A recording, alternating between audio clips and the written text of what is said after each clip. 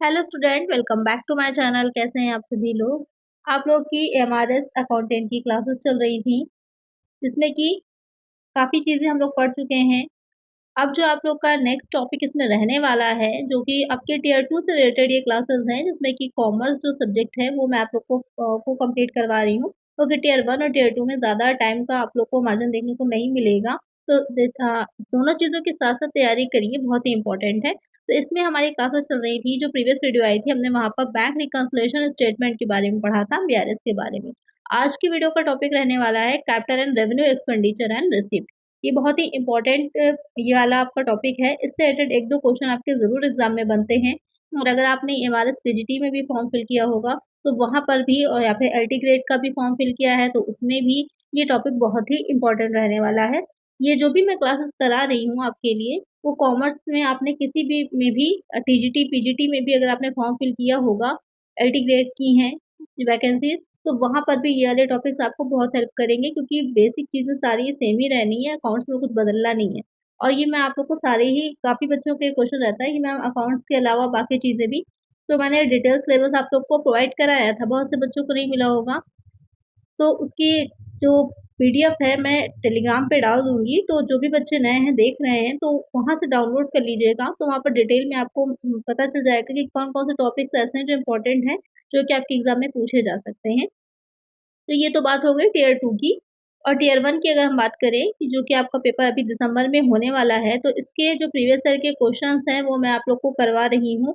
PYQ के जो general paper आपका, जो प्रीवियस ईयर में जनरल पेपर था, अब आपका टियर 1 के नाम से हो गया है, तो उसके क्वेश्चंस अब ये कहाँ पर आपको मिलेंगे, तो मेरा जो सेकंड चैनल है पीवाईक्यू ज़ोन के नाम से, वहाँ पर आपको मिल जाएँगे। लिंक मैं इस वीडियो को डिस्क्रिप्शन में डाल दूँगी, तो वो उसको चेकआउट ज़रूर से कर लीजिएगा। यहाँ पर आपको बहुत ही इम्पोर्टेंट सारे प्रीवियस ईयर भी मिलेंगे, साथ-साथ इसके अलग से जो रीज़निंग है, जो आप लोग की कंप्यूटर से रिलेटेड क्वेश्चंस पूछे जाएँगे, आईसीटी के क्वेश्चंस हैं, वो सारे ही वहाँ पर आपको एक साथ अवेलेबल होंगे, और वहाँ पर प्रैक्टिस सेट भी आपको मिलेंगे उन सारी चीज़ों के।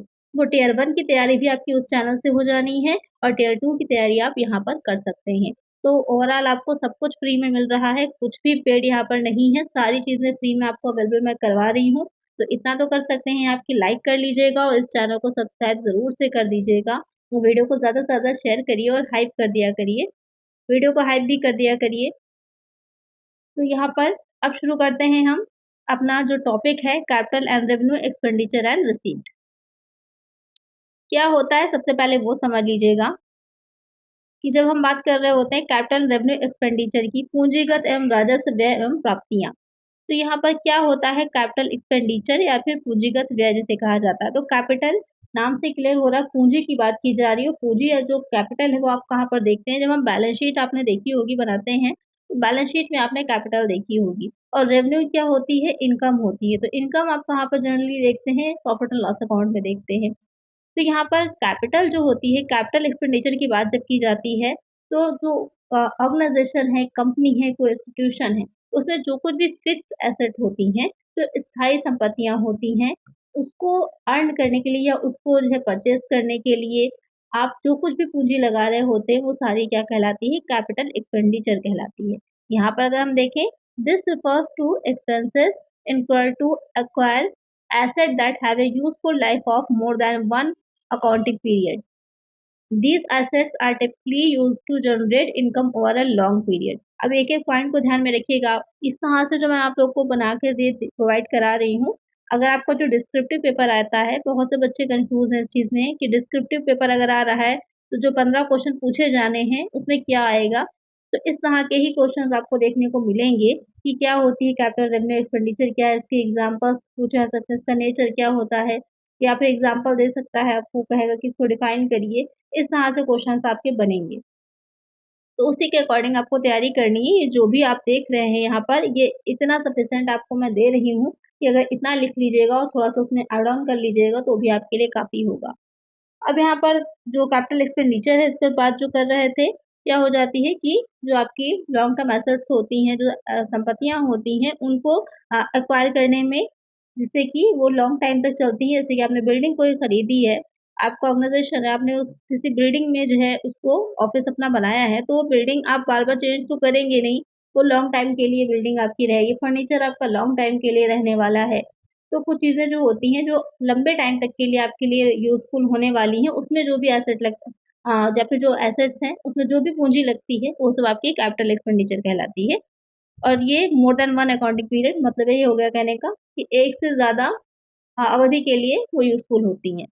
These assets are typically used to generate income. अच्छा, ये जो एसेट्स होती हैं, ये डायरेक्टली आपकी इनकम का सोर्स नहीं बनती, लेकिन इनकम को जनरेट करने में हेल्पफुल होती हैं, जैसे कि मशीनरी। अगर आपने मशीनरी खरीदी है, तो ये मशीनरी क्या है लॉन्ग टाइम तक चलेगी आपकी और ये इनकम को क्योंकि जो भी आप प्रोडक्ट इसको बनाएँगे ना, तो उसको सेल करेंगे, तो उस प्रोडक्ट को बनाने में इसका मशीनरी का क्या होगा, योगदान रहेगा, कंट्रीब्यूशन रहेगा। तो ये क्या होती है, इनकम को जनरेट करने में हेल्पफुल होती है और ये लॉन्ग पीरियड यानी कि लंबी अवधि, लॉन्ग टर्म से रिलेटेड होती है। तो ये सारे पॉइंट आपको समझ में आ गए होंगे कि कैपिटल एक्सपेंडिचर क्या होता है। अब इसमें आ जाता है इम्पोर्टेंट कि इसका ट्रीटमेंट कैसे किया जाता है, अकाउंटिंग ट्रीटमेंट क्या रहता है। तो बैलेंस शीट में capital expenditure is recorded under fixed asset. जो बैलेंस शीट होती है, उसमें हम पूंजीगत व्यय को अचल परिसंपत्तियों के अंतर्गत दिखाते हैं। इसे हम एज़ अ फिक्स्ड एसेट क्योंकि बिल्डिंग है, फर्नीचर है, ये सब आपकी कहाँ दिखाई जाएगी? बैलेंस शीट में दिखाई जाती है। किस साइड दिखाई जाती है? एसेट की साइड दिखाई जाती है। और डिप्रिसिएशन, ये सारे पॉइंट आपके एज़ इट इज़ बनते हैं। इसको इसी तरह से अगर एग्ज़ाम में पूछेगा लिख दीजिएगा ना, तो आपको बहुत अच्छे मार्क्स मिल जाने हैं। क्योंकि एग्ज़ामिनर को ये समझ में आ जाएगा कि इस स्टूडेंट को सारी चीज़ें पता हैं, ये सारी इस टॉपिक से रिलेटेड सारे पॉइंट्स को जानता है। तो डिप्रिसिएशन जो होता है, जो आपका डिप्रिसिएशन लगता है, वो आपका इसी तरह की जो लॉन्ग टर्म एसेट्स होती हैं, जो कैपिटल एक्सपेंडिचर से रिलेटेड होती हैं, उन्हीं पर ही लगाया जाता है। जो आपकी रेवेन्यू वाली होंगी, अभी आप देखेंगे, उसमें अकाउंटिंग ट्रीटमेंट में ये डिप्रिसिएशन उस पर चार्ज नहीं होता। ये जो होती हैं, the cost is spread over the useful life of the asset. ये उसकी जो भी उपयोगी जीवन काल होता है, लाइफ साइकिल होता है, उसके अकॉर्डिंग उस पर डिप्रिसिएशन लगाया जाता है। डिप्रिसिएशन पे एक अलग से वीडियो आएगी, डिप्रिसिएशन से आपके न्यूमेरिकल भी पूछे जा सकते हैं। तो ये बहुत इंपॉर्टेंट टॉपिक है, इस पे एक अलग से वीडियो आएगी। क्या होता है, कितने टाइप का होता है, न्यूमेरिकल कैसे बनेंगे, वो सारी चीज़ें उस वीडियो में मैं आप लोग को बताऊँगी। तो ये हो गया कि बैलेंस शीट में हम दिखाते हैं एसेट साइड में और डिप्रिसिएशन उस पर हम चार्ज करते हैं। उसके बाद आ जाता है की फीचर्स क्या होते हैं। जो कैपिटल एक्सपेंडिचर होता है, उसके की फीचर्स या फिर कैरेक्टरिस्टिक्स क्या होते हैं, उसकी प्रमुख विशेषताएँ। Acquires assets with a useful life of more than one accounting period. एक से अधिक लेखावधि के लिए उपयोगी जीवन काल वाली परिसंपत्तियों का अधिग्रहण करना। यानी कि जो एक से ज़्यादा अकाउंटिंग पीरियड यानी कि जो 5 साल, 10 साल है, तक वो एसेट चलती रहती है। इंक्रीज़ेज़ बिज़नेस प्रोडक्टिविटी कैपेसिटी, व्यवसाय की उत्पादक क्षमता में वृद्धि करती है। अब ये ऐसे ही क्वेश्चन आपका सीधे-सीधे पूछेगा कि कैपिटल एक्सपेंडिचर की क्या विशेषताएँ होती हैं, उसमें ये सारे पॉइंट्स आपके दे रखे होंगे। कोई एक जो होगा वो रेवेन्यू से रिलेटेड होगा, वही आपका क्या हो जाएगा, गलत हो जाएगा। या सारे ही होंगे तो फिर ऑल आंसर होगा। तो इस तरह से क्वेश्चन बनेंगे। एमसीक्यूज़ भी मैंने शामिल किए हैं, लास्ट में एमसीक्यूज़ भी हम देखेंगे, तो वहाँ पर और अच्छे से आपको क्लियर हो जाएगा। फिर आ जाएगा रिजल्ट इन फ्यूचर बेनिफिट, भविष्य में लाभ प्राप्त होता है। Generally involves a significant outlay of funds. इसमें आमतौर पर धन का एक महत्वपूर्ण व्यय शामिल होता है, क्योंकि यहाँ पर ये लॉन्ग टर्म एसेट्स होती हैं, फिक्स्ड एसेट को एक्वायर करने में ज़्यादा आपको एक्सपेंसेस करने पड़ते हैं, एक्सपेंडिचर ज़्यादा होते हैं। तो यहाँ पर क्या होता है कि एक ह्यूज अमाउंट में यहाँ पर फंड आपका जो होता है लगता है। तो यहाँ पर अब आपको समझ में आ गया होगा कि इसकी कैपिटल एक्सपेंडिचर की फीचर्स या कैरेक्टरिस्टिक्स क्या होती हैं। अब देखिए कुछ एग्जाम्पल इससे रिलेटेड, क्योंकि डायरेक्ट क्वेश्चन आपके बन सकते हैं, जिसमें आपको एग्जाम्पल दे देगा और पूछेगा कि इसमें से कौन-कौन सा करेक्ट है या कौन-कौन सा कैपिटल एक्सपेंडिचर है। तो पहला एग्जाम्पल क्या हो जाएगा, परचेजिंग न्यू मशीनरी। यहाँ पर अगर हम कोई नई मशीन को परचेज़ कर रहे हैं, नई मशीन को खरीद रहे हैं, तो investing in equipment to increase production capacity. अगर हम उत्पादन क्षमता को बढ़ाने के लिए उपकरणों में निवेश करते हैं या कोई नई मशीनरी को खरीदते हैं, तो भी वो हमारा कैपिटल एक्सपेंडिचर होता है। दूसरा वाला है कि land acquisition, buying land for business expansion. अगर हम भूमि को खरीद रहे हैं किस लिए? अपने बिज़नेस को बढ़ाने के लिए अगर हम भूमि को खरीद रहे हैं, तो वो भी हमारा कैपिटल एक्सपेंडिचर होता है। बिल्डिंग कंस्ट्रक्शन, कंस्ट्रक्टिंग अ वेयरहाउस और ऑफिस स्पेस। अगर हम भवन का निर्माण कर रहे हैं, गोदाम या कार्यालय स्थान का निर्माण कर रहे हैं, तो वहाँ पर वो भी आपका कैपिटल एक्सपेंडिचर में आएगा। Technology upgrades, implementing advance software system. अगर आप अपने ऑफिस में उन्नत सॉफ्टवेयर प्रणालियों को कार्यान्वयन कर रहे लगा रहे हैं, तो वो भी क्या है, कैपिटल एक्सपेंडिचर में ही आता है। Vehicle purchase, acquiring delivery trucks और कंपनी कार्स। अगर आप डिलीवरी के लिए ट्रक खरीद रहे हैं या फिर कंपनी के लिए कार खरीद रहे हैं, तो वो आपकी क्या है, वो भी कैपिटल एक्सपेंडिचर में आएगी। पर्सनल यूज़ के लिए कर रहे हैं तो वहाँ पर उसको हम जो कंपनी की बैलेंस शीट बनाएँगे ना, वहाँ नहीं दिखाएँगे। पर्सनल एक्सपेंसेस तो वहाँ नहीं दिखाए जाते, तो उसको हम वहाँ नहीं दिखाएँगे। मेन होना चाहिए कि आपका जो भी व्हीकल आप परचेज़ कर रहे हो, वो बिज़नेस से रिलेटेड होनी चाहिए, तो ही वो एग्ज़ाम्पल आपका बनेगी। तो यहाँ पर ये कुछ ऐसे एग्ज़ाम्पल हैं, या इस तरह के चीज़ों में अगर इन्वेस्ट किया जा रहा है, तो वो कैपिटल एक्सपेंडिचर माना जाता है। अब नेक्स्ट देखते हैं इसमें कि रेवेन्यू एक्सपेंडिचर क्या होता है, आयगत व्यय क्या हैं? These are expenses that are incurred in the current accounting period and are fully consumed or used up within that period. जो आयगत व्यय होते हैं, ये वो व्यय होंगे जो वर्तमान लेखावधि में किए जाएँगे और उसी अवधि के भीतर पूरी तरह से उपभोग या उपयोग कर लिए जाते हैं। जो आपके कैपिटल एक्सपेंडिचर थे, वो एक से ज़्यादा अकाउंटिंग पीरियड तक चल रहे थे, लेकिन ये जो रेवेन्यू एक्सपेंडिचर होते हैं, ये आपके करंट ईयर उसी अवधि के भीतर ही लगाए जाते हैं, किए जाते हैं और उसी में ही पूरी तरह से कंज़्यूम भी हो जाते हैं, उपयोग कर लिए जाते हैं। तो वो क्या हो जाते हैं, रेवेन्यू एक्सपेंडिचर होते हैं। काफ़ी कन्फ्यूज़न रहती है इसमें, जो कैपिटल एक्सपेंडिचर है, रेवेन्यू एक्सपेंडिचर है, तो यहाँ पर क्लियर कर लीजिए। एक से ज़्यादा अकाउंटिंग पीरियड तक जाएगा तो आपका कैपिटल एक्सपेंडिचर है। एक ही अकाउंटिंग पीरियड में है, पूरी तरह से उसको कंज़्यूम कर रहे हैं आप, उपयोग कर रहे हैं, वर्तमान या फिर करंट लिखा होगा, तो वो आपका रेवेन्यू एक्सपेंडिचर हो जाएगा। अब इसका अकाउंटिंग ट्रीटमेंट कैसे होता है, ये देखिए कि उसको तो हम बैलेंस शीट में दिखाते थे, इसको हम इनकम स्टेटमेंट में रेवेन्यू एक्सपेंडिचर इज़ एक्सपेंस्ड इमीडिएटली, इसे हम आय विवरण इनकम स्टेटमेंट में दिखाते हैं, या फिर जैसे कि आप प्रॉफिट एंड लॉस अकाउंट बना रहे होते हैं तो वहाँ पर इसको हम दिखाते हैं। जैसे कि अभी आप इसके एग्ज़ाम्पल्स जो देखेंगे वहाँ से आपको और अच्छे से क्लियर हो जाएगा। आय विवरण आयगत व्यय को तुरंत व्यय किया जाता है, यानी कि इमीडिएटली 1 साल के विथिन अ ईयर ही उसको हम एक्सपेंडिचर जो होते हैं कर लेते हैं। और डिप्रिसिएशन इस पर चार्ज नहीं होता, अभी मैंने आपको बता ही दिया था। These expenses are fully written off in the current accounting period. इससे क्या है, एक ही अकाउंटिंग पीरियड में ही ये पूरी तरह से कंज़्यूम हो जाते हैं, तो इसमें कोई डिप्रिसिएशन चार्ज नहीं होता। करंट एसेट जो है आपकी, जैसे कि स्टॉक है, तो क्या स्टॉक पर डिप्रिसिएशन लगता है? नहीं लगता है। जो या फिर जो आपका कैश होता है, ये भी आपकी करंट एसेट होती है, बिल्स रिसीवेबल होते हैं, ये भी आपकी करंट एसेट होती है। तो इन सब पर क्या होता है, कोई भी डिप्रिसिएशन चार्ज नहीं करते हैं। चलिए इसमें नेक्स्ट है कि की फीचर्स या फिर कैरेक्टरिस्टिक्स ऑफ रेवेन्यू एक्सपेंडिचर। क्या होती हैं आयगत व्यय की विशेषताएँ? पहला पॉइंट है consumed or used up within the current accounting period, वर्तमान लेखावधि के भीतर ही इनको उपभोग या उपयोग कर लिया जाता है। रिलेट्स टू डे ऑपरेशंस, जो भी बिज़नेस में आपके दैनिक कार्य होते हैं, डे टू डे ऑपरेशंस होते हैं, उनको करने के लिए आप इसका यूज़ करते हैं। डज़न्ट इंक्रीज़ फ्यूचर बेनिफिट, इससे आपको भविष्य में कोई लाभम वृद्धि नहीं होती, क्योंकि ये एक ही अकाउंटिंग पीरियड से रिलेटेड है, उसी में ही इसके जितने भी बेनिफिट्स मिल रहे हैं, वो मिल जाते हैं। तो फ्यूचर में कोई भी इससे बेनिफिट आपको नहीं मिलता। टिपिकली इन्वॉल्व्स स्मॉलर अमाउंट, आमतौर पर छोटी राशियाँ इसमें शामिल होती हैं। तो यहाँ पर ये हो जाते हैं फीचर्स रेवेन्यू एक्सपेंडिचर के। क्योंकि जब कैपिटल एक्सपेंडिचर होता है, आप एक बेस बना रहे होते हैं, साथ ही समझ लीजिए कि कोई आपका बिज़नेस है, उसका ये बिल्डिंग आप बना रहे हैं, एक बेस बना रहे हैं यहाँ पर, तो इस बेस को बनाने में क्या होता है, आपके जो ज़्यादा अमाउंट लगेगा, ये बेस तैयार किया आपने तो इसमें आपका अमाउंट ज़्यादा लगेगा। अब इसके अंदर जो छोटे-मोटे काम हो रहे हैं, आपके डे टू डे की लाइफ़ के काम हो रहे हैं, तो उसको करने में आपको कम एक्सपेंसेस लगते हैं, कम मुझे एक्सपेंस करना होता है। लेकिन ये बनाने में, घर बनाने में आपको ज़्यादा अमाउंट लगाना पड़ेगा, उसका फर्नीचर बनाने में, बिल्डिंग बनाने में, ये सारी चीज़ों में आपको ज़्यादा अमाउंट लगता है। तो ये अब आपके समझ में आ गया होगा कैपिटल रेवेन्यू क्या होता है। इसके भी एग्ज़ाम्पल देख लीजिए कि इसके एग्ज़ाम्पल कौन से होते हैं। तो रेवेन्यू एक्सपेंडिचर एग्ज़ाम्पल्स क्या हैं? Salaries and wages, payment made to employees for their services, वेतन और मज़दूरी, कर्मचारियों को उनकी सेवाओं के लिए किया गया भुगतान। तो यहाँ पर जो आप प्रॉफिट एंड लॉस अकाउंट बनाते हैं, उसमें आप देखते हैं कि जो सैलरीज़ होती हैं, वो दिखाई जाती हैं। जो वेतन दिया जाता है, उसको हम दिखाते हैं। तो जो भी पेमेंट किया जा रहा है एम्प्लॉइज़ को सैलरी के तौर पर, वेजेस के तौर पर, वो क्या है, वो भी रेवेन्यू एक्सपेंडिचर है। यूटिलिटी बिल्स जो होते हैं, उपयोगिता बिल, किस तरह के बिल हैं इसमें? इलेक्ट्रिसिटी है, वाटर है, इंटरनेट सर्विसेज़ हैं, उसका भी एक्सपेंस किया जा रहा है, तो वो भी आपका रेवेन्यू एक्सपेंडिचर है। Repair cost, fixing machinery to maintain operation, अगर किसी तरह के रिपेयर की, मरम्मत की कोई लागत आ रही है, लेकिन किस तरह की मरम्मत है? संचालन को बनाए रखना। मेंटेन मशीनरी को करना है, यानी कि डे टू डे जो ऑपरेशंस है वो रेगुलर सही ढंग से होते रहे, तो छोटी-मोटी टूट-फूट जो होती है मशीनरी में, रिपेयर किया जा रहा है, ऑयल के दिया जा रहा है, तो वो सारी चीज़ों पे जो एक्सपेंस होते हैं, वो रेवेन्यू एक्सपेंडिचर में आते हैं।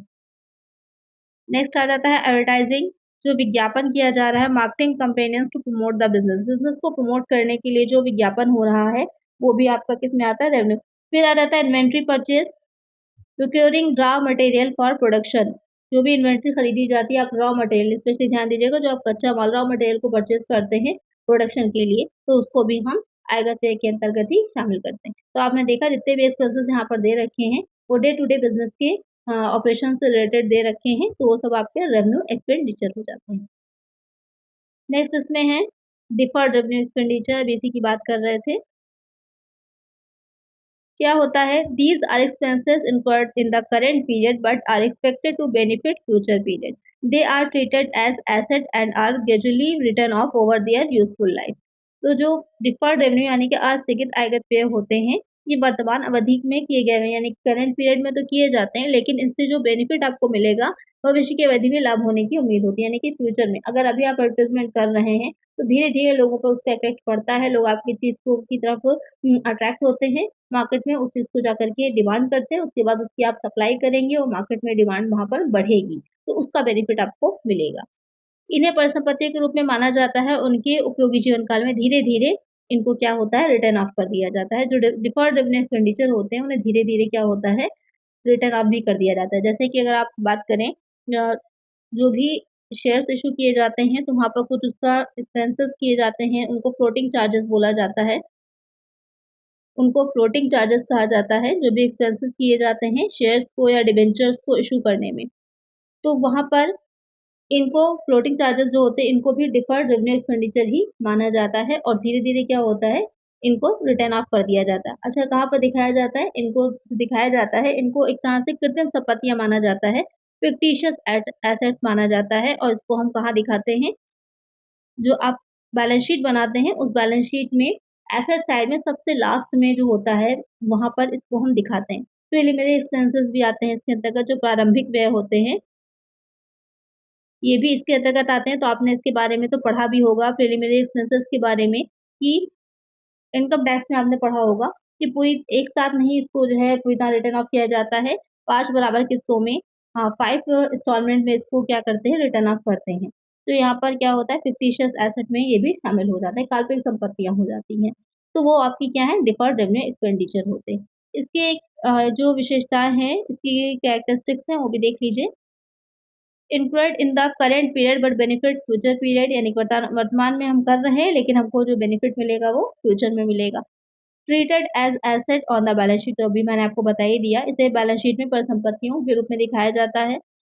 तो यहाँ पर आपको एक चीज क्लियर हो गई, जो आपकी कैपिटल एक्सपेंडिचर है और जो आपका डिफर्ड रेवेन्यू एक्सपेंडिचर है, इन दोनों को ही कहाँ दिखाते हैं, हम बैलेंस शीट में दिखाते हैं। और जो आपके रेवेन्यू एक्सपेंडिचर थे उनको हम कहाँ दिखाते थे, उनको हम दिखाते हैं जो आपके इनकम स्टेटमेंट तैयार करते हैं या प्रॉफिट एंड लॉस अकाउंट होता है वहां पर हम दिखाते हैं। Gradually written off over their useful life, इनको इनके जीवन काल में धीरे धीरे क्या होता है, समाप्त कर दिया जाता है, रिटर्न ऑफ कर दिया जाता है। Examples include research and development cost free operating expenses, उदाहरणों में हम अनुसंधान विकास लागत, अच्छा R&D पर जो भी आपका R&D जो होता है उस पर जो भी एक्सपेंसेस किए जाते हैं तो वो भी इसमें शामिल होते हैं। तो ये एग्ज़ाम्पल्स जो मैंने बताया ना उसको याद रखिएगा, क्योंकि यही अगर डायरेक्टली लिख कर के आता है आपके क्वेश्चन में तो सीधे आंसर आपका कौन-सा हो जाएगा कि डिफर्ड रेवेन्यू एक्सपेंडिचर है। तो जो भी मैं आप लोग को एग्ज़ाम्पल्स बता रही हूँ उसको ज़रूर से याद रखिएगा। या फिर पूर्व संचालन व्यय भी आते हैं, या अभी जो मैंने आप लोग को और बताए थे दोनों, उन सबको इन चारों को ही ध्यान में रखिएगा। चलिए नेक्स्ट यहाँ पर है अब कि अब आपको ये पता चल गया कि क्या एक्सपेंडिचर होते हैं। हमने ये तो पता कर लिया कि व्यय क्या होते हैं, तो व्यय के साथ-साथ हमारी प्राप्तियाँ भी तो होती हैं, तो उनको भी नहीं छोड़ सकते, उनको भी साथ में लेके चलना है। तो कैपिटल रिसीप्ट क्या होती है वो समझ लीजिए। These are receipts that result from the sale or disposal of capital asset or from long-term loans. पूंजीगत प्राप्तियां क्या हैं? ये प्राप्तियां हैं जो पूंजीगत परिसंपत्तियों की बिक्री या निपटान या दीर्घकालिक ऋणों से प्राप्त होती हैं। तो जो कैपिटल रिसिप्ट होती हैं, जिस तरह से कैपिटल एसेट आपकी हैं, जो कैपिटल एसेट है लॉन्ग टाइम तक चलती हैं, लंबे समय तक आप उसका यूज कर सकते हैं, वो उसी तरह से जो पूंजीगत प्राप्तियां होती हैं, उन्हीं पूंजीगत परिसंपत्तियों की को अगर आप सेल कर रहे हैं, उनको अगर आप विक्रय कर रहे हैं या फिर जो आपके लॉन्ग टर्म लोन्स होते हैं, उनके ऋणों से जो आपको प्राप्त हो रहा है, वो आपकी कैपिटल रिसिप्ट या फिर पूंजीगत प्राप्तियाँ कहलाती हैं। सिंपल सी बात है, जो एसेट आपकी हैं, उन्हीं एसेट को long term asset, fixed asset भी कह सकते हैं, उनको जब आप सेल कर रहे होते हैं, उनसे जो इनकम आपकी होती है, या अगर आपने किसी को लोन दिया है, वो लोन आपको रिसीव हो रहा है, लॉन्ग टर्म लोन है, तो वो आपका क्या है, कैपिटल रिसीप्ट हो जाता है। अब इनका नेचर क्या होता है, तो नॉन रिक्वायरिंग एंड इर्रेगुलर, अनावर्ती और अनियमित होती हैं। मतलब कहने का ये है कि आप रेगुलर तो एसेट्स को सेल नहीं करेंगे ना, तो जो पुरानी हो जाएगी, आपके काम की नहीं होगी, आप उसी एसेट को सेल करेंगे। आप रॉ मटेरियल से जो आप प्रोडक्ट बना रहे होते हैं, उसको तो आप रेगुलर सेल करते हैं। लेकिन ये जो आपकी एसेट्स होती हैं, फिक्स्ड एसेट है, उनको आप सेल नहीं करते। सेल करने के पर्पज़ से आप उनको खरीदते ही नहीं हैं। आप तो उनको खरीदते हैं अपने बिज़नेस में यूज़ करने के पर्पज़ से। तो यहाँ पर वो इर्रेगुलर भी होती हैं और बार-बार ना होने की प्रवृत्ति की होती हैं। फिर आ जाता है सोर्स क्या रहेंगे, तो ये एग्ज़ाम्पल ही समझ लीजिए, सेल ऑफ फिक्स्ड एसेट है, इंश्योरेंस ऑफ शेयर्स है, गवर्नमेंट लोन्स हैं और रिकवरी ऑफ लोन्स है। ये सारे क्या हैं, जो कैपिटल रिसीप्ट है उनका सोर्स है। अब क्या फाइनेंशियल इम्पैक्ट पड़ता है? बहुत ही अच्छी मैंने आप लोगों के लिए नोट्स प्रिपेयर किए हैं, जिससे कि सारी ही चीज़ें आपको क्लियर हो जाए, कोई डाउट रह ही नहीं जाएगा आपको इसको पढ़ने के बाद, तो सारी चीज़ें क्लियर हो जाएँगी। और अगर अच्छी लग रही वीडियो तो लाइक ज़रूर से कर दीजिएगा। आप लोग बहुत कम लाइक करते हैं, बहुत कम शेयर करते हैं। प्लीज़ लाइक, शेयर और हाइप ज़रूर से कर दिया करिए। और अगर सब्सक्राइब नहीं किया, वीडियो देख रहे हैं तो सब्सक्राइब भी कर लीजिए। सारे जितने भी आपके टॉपिक्स हैं, वो सारे ही मैं कंप्लीट यहाँ पर करवा दूँगी। फाइनेंशियल इम्पैक्ट की बात करें तो affects the balance sheet bye either creating a liability और रिड्यूसिंग एन एसेट। तो वित्तीय प्रभाव क्या होता है, ये बैलेंस शीट को या तो देनदारी बनाकर या किसी परिसंपत्ति को कम करके प्रभावित करता है। तो यहाँ पर अगर आपको कोई लोन ले रहे होंगे, हाँ लोन लेंगे तभी आपको क्या होगी, लॉन्ग टर्म का लोन अगर आप ले रहे हैं तो आपको कैपिटल रिसिप्ट होगी, तो वहाँ पर आपकी लायबिलिटी लोन के तौर पर क्रिएट हो जाएगी, जिसको कि आप बैलेंस शीट लायबिलिटी साइड पे दिखाएंगे। या फिर अगर आप एसेट को अगर सेल करेंगे जिससे कि आपको कैपिटल शिफ्ट हो, तो उससे आपकी एसेट में कमी आएगी।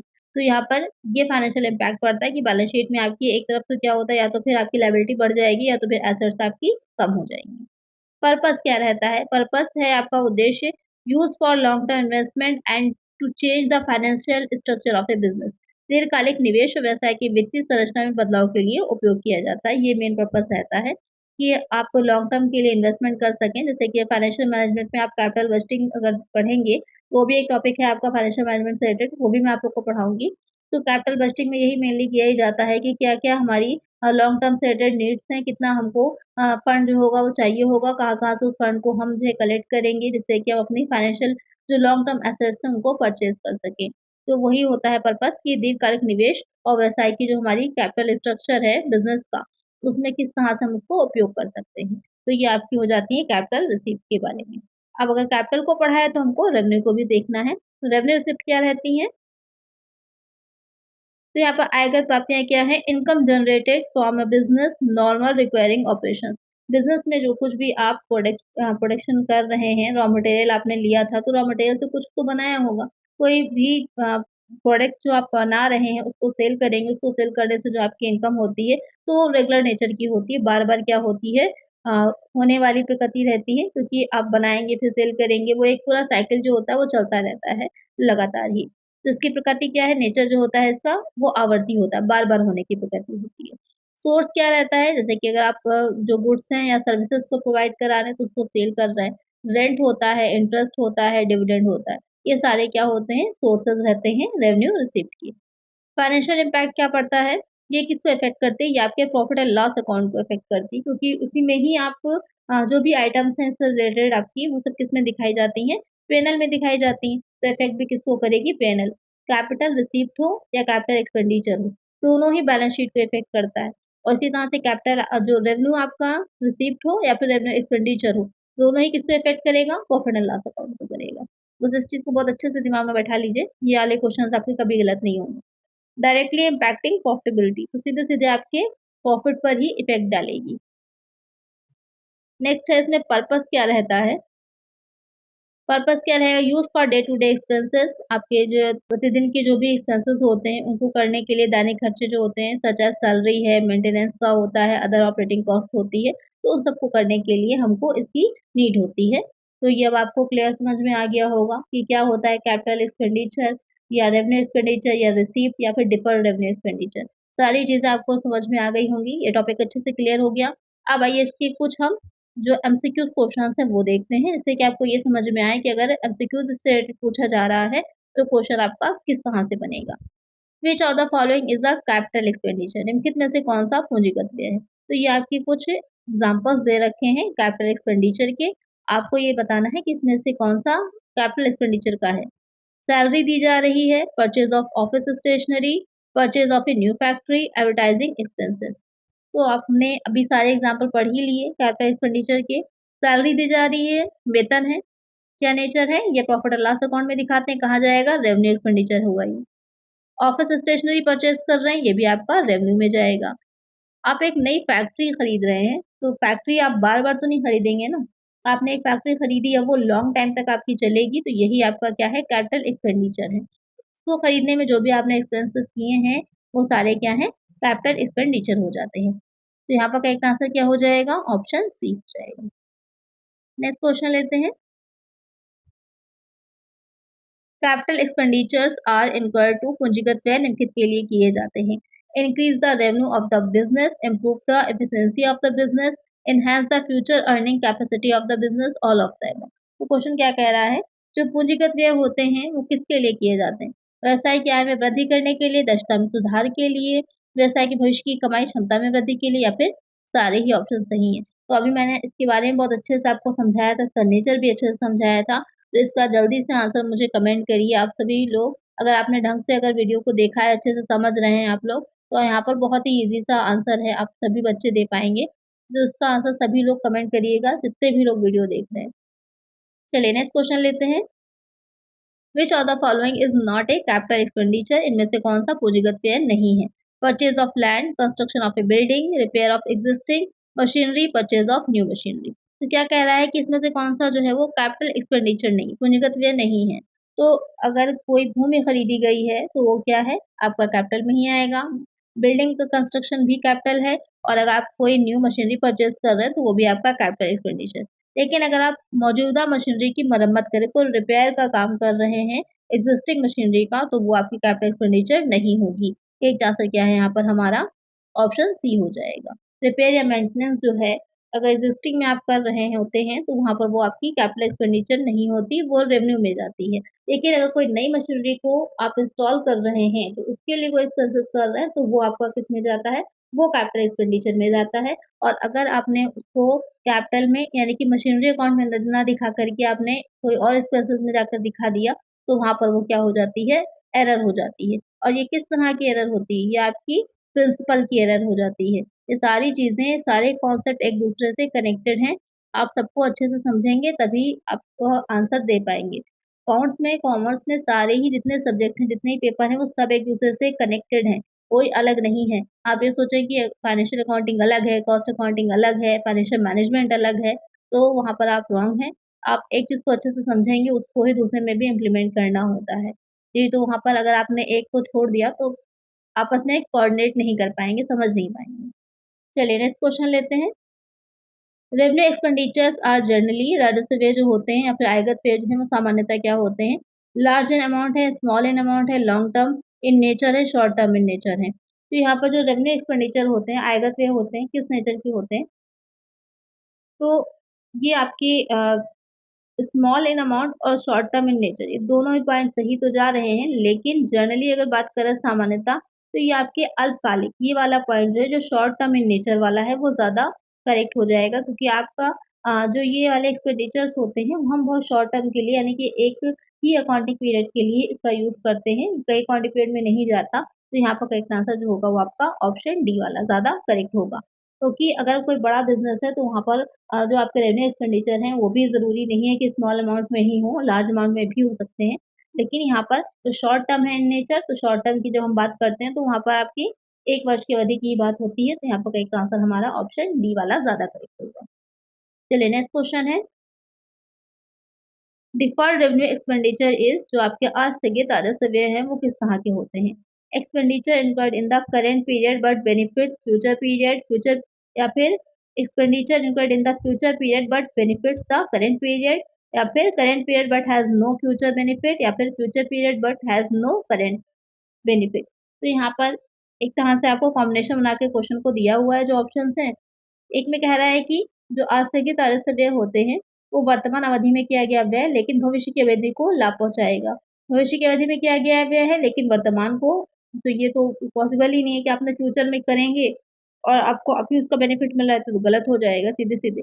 वर्तमान अवधि में किया गया हुआ है, लेकिन भविष्य में कोई लाभ तो ये तो गलत है। इसका मेन बात ही यही है कि जो आप अभी कर रहे हैं एक्सपेंसेस उसका बेनिफिट आपको फ्यूचर तक मिलता है। भविष्य की अवधि में किया गया हुआ है, लेकिन वर्तमान में कोई लाभ नहीं, ये भी गलत है। वर्तमान से ही लाभ मिलना शुरू हो जाता है। तो यहाँ पर जो फर्स्ट पॉइंट है आपका वो सही कह रहा है कि वर्तमान अवधि में किया गया व्यय है, आप अभी तो करते हैं लेकिन आपको उसका बेनिफिट जो होता है वो फ्यूचर में देखने को मिलता है। तो इसका आंसर क्या हो जाएगा हमारा ऑप्शन ए हो जाएगा। तो कुछ इसी तरह के क्वेश्चंस आपको इस वाले टॉपिक से देखने को मिलेंगे। यहाँ पर मैंने 5 ही क्वेश्चन शामिल किए क्योंकि आगे आपके जब ये क्लासेस आपकी कंप्लीट हो जाएँगी तो उसके बाद इसके प्रैक्टिस सेट भी मैं आप लोग के लिए लेकर के आऊँगी जिससे कि आप अच्छे से प्रैक्टिस भी कर लें। इससे पहले जो मैंने 2023 में पेपर हुआ था एमआरएस का, वहाँ पर जो बैच आप लोग के लिए चलाया था, तो उसमें भी आपके सारे टॉपिक्स कंप्लीट होने के साथ-साथ मैंने प्रैक्टिस सेट भी करवाए थे और बहुत से बच्चों का वहाँ पर सिलेक्शन भी हुआ था। तो वो वीडियोज़ भी आप देख सकते हैं अगर देखना चाहें तो। और ये नई वीडियोज़ भी अब आप लोग के लिए लेकर मैं आ रही हूँ और साथ में इसका टियर 1 की क्लासेस के लिए दूसरे चैनल को ज़रूर से सब्सक्राइब करिएगा। वहाँ पर आपको टियर 1 की भी फ्री में वीडियोज़ अवेलेबल हैं। कौन-सा चैनल है? पीवाईक्यू ज़ोन के नाम से चैनल मिल जाएगा आपको। इसको भी ज़रूर से सब्सक्राइब कर लीजिएगा। यहाँ पर आपको जितने भी एमआरएस में प्रीवियस में क्वेश्चन्स आपके आए हैं टियर 1 से रिलेटेड वो मैं आप लोग को सॉल्व करवा रही हूँ। साथ-साथ वहाँ पर प्रैक्टिस सेट भी आएँगे। तो इसके लिए इसको भी ज़रूर से सब्सक्राइब कर लीजिएगा। तो आज की वीडियो में इतना ही। आई होप वीडियो अच्छी लगी होगी। आपको समझ में टॉपिक अच्छे से आ गया होगा। अगर वीडियो अच्छी लगी लाइक ज़रूर कर दीजिएगा। कोई क्वेश्चन हो तो कमेंट करिएगा। मिलते हैं नेक्स्ट वीडियो में। Thank you.